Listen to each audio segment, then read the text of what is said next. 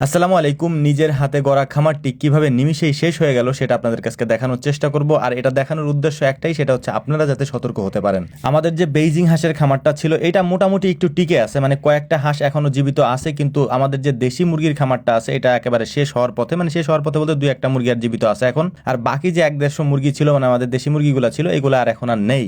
অজানা এক কারণেই হঠাৎ করে এই হাঁস এবং মুরগিগুলো অসুস্থ হয়ে যায়, যেটা আমাদেরকে সময়ই দেয় নাই যে চিকিৎসাটা আমরা করব। কিন্তু আলহামদুলিল্লাহ পরবর্তীতে আমরা কিছু চিকিৎসা দিয়েছিলাম, হয়তো সেটা আমাদের জন্য একটু লেট হয়ে গিয়েছে। তারপরেও দুইটা কারণে এটা হতে পারে, একটা হচ্ছে মানুষের নজর, আর দ্বিতীয়টা হচ্ছে বায়োসিকিউরিটি, যেটা আমি গতকালকের ভিডিওতে স্পষ্ট করে বলেছি যে বায়োসিকিউরিটিটা আমরা মেনটেন করতে পারি না। যে কোনো মানুষ এসে ঢুকে যায়, যে কোনো মানুষ এসে এইগুলোকে ধরে, তারপর বিভিন্ন জায়গা থেকে যেহেতু মানুষ এখানে আসে, অর্থাৎ হচ্ছে যে যদি ধরেন 50টা জায়গা থেকে মানুষ আসে, ওই 50টা জায়গার কোনো না কোনো খামারে যদি কোনো ভাইরাস থেকে থাকে, সেই ভাইরাস তার শরীরে বহন করে সে যখন নিয়ে আসে, এটা আমাদের এখানে ছড়াই যাবে, এটাই স্বাভাবিক একটা ব্যাপার। এবং পশু পাখির ক্ষেত্রে এই জিনিসটা সব থেকে বেশি মানে ঘটে থাকে, যেটা আপনারা অনেকেই হয়তো জানেন যারা এইগুলা পালন করেন। তো যাই হোক, তবুও আলহামদুলিল্লাহ আল্লাহ তাআলা চাইলে সব নিয়ে যেতে পারতেন, এবং আমি মনে করি এটা এই খামার সেক্টরে আমার জন্য বড় একটা শিক্ষা হয়ে থাকবে পরবর্তী সময়ের জন্য। তো বেইজিং হাঁস যেগুলি আক্রান্ত হয়েছিল সেগুলিকে আমরা আলাদা রেখেছি, এবং যে সুস্থ হাঁসগুলি ছিল সেগুলিকে আমরা আলাদা রেখেছি। আমরা কয়েকটা ভাগ করে আলাদা আলাদা করে রেখেছি। এবং এখানে সব থেকে গুরুত্বপূর্ণ একটা বিষয় ছিল, যেহেতু আমার মন মানসিকতা একেবারেই নষ্ট হয়ে গিয়েছিল, মানে মন খারাপ থাকবে এটাই স্বাভাবিক একটা ব্যাপার, কিন্তু অন্তু ভাই এবং হচ্ছে যে আনিস ভাই, এরা দুজনে অনেক বেশি পরিশ্রম করে তারপর এটাকে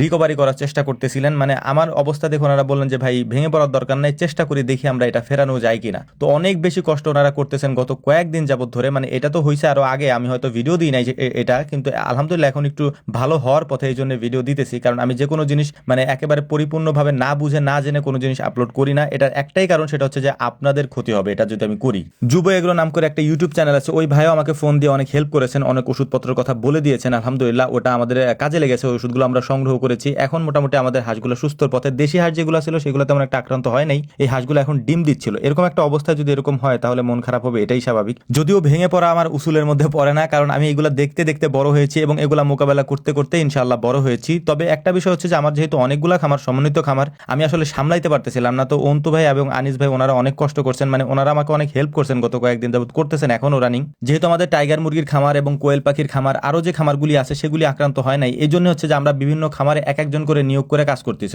অর্থাৎ হচ্ছে যে খামারগুলিতে সুস্থ আছে ওই খামারগুলি, এবং যে খামারগুলিতে আক্রান্ত হয়েছে ওই খামারগুলি থেকে লোক আলাদা করে ফেলছে আমরা নিজেরাই। তো অন্তু ভাই আর আনিস ভাই হচ্ছে যে অসুস্থ হাঁসগুলি আছে এগুলার বেশি ট্রিটমেন্ট করতেছিলেন, কারণ মুরগির খামারটা তো একেবারে শেষ হয়ে গেছে। এখানে 3-4টা মুরগি আছে এখন, হয়তো ভিডিওতে যেটা দেখতে পাচ্ছেন আপনারা, এরপরেও কয়েকটা মুরগি মারা গেছে। তো মুরগির খামারটা আর এখন নাই। মানে দেশি মুরগিটা অনেক, যারা আমাদের খামারে এসেছেন দেখছেন যে বসে আছেন, বড় বড় মুরগি ঘুরতেছে পাশ দিয়ে, এই বড় মুরগি ভাই একটাও আলহামদুলিল্লাহ নাই। তারপরও আমরা ধৈর্য ধারণ করার চেষ্টা করতেছি, ইনশাআল্লাহ এখান থেকে আবার আমরা শুরু করব। দেশি মুরগির ডিমগুলো হয়তো আমরা সংগ্রহ করতে পারবো, এবং আমাদের কাছেও বেশ কিছু ডিম রয়েছে, কিন্তু বেইজিং হাঁসে অল্প কিছু ডিম পেরেছিল এবং তারপরেই তাদের এই সমস্যাটা হয়েছে, মানে বেইজিং হাঁসের খামার এই সমস্যাটা হয়েছে। তো আমরা অরিজিনাল বেইজিং হাঁসটা কোথাও খুঁজে পাই নাই। প্রায় 2 মাস ঘোরাঘুরি করার পর এই বেইজিং হাঁসের ছোট বাচ্চাগুলো আমি এনেছিলাম, তারপরে এইগুলা ডিমও দিচ্ছিল।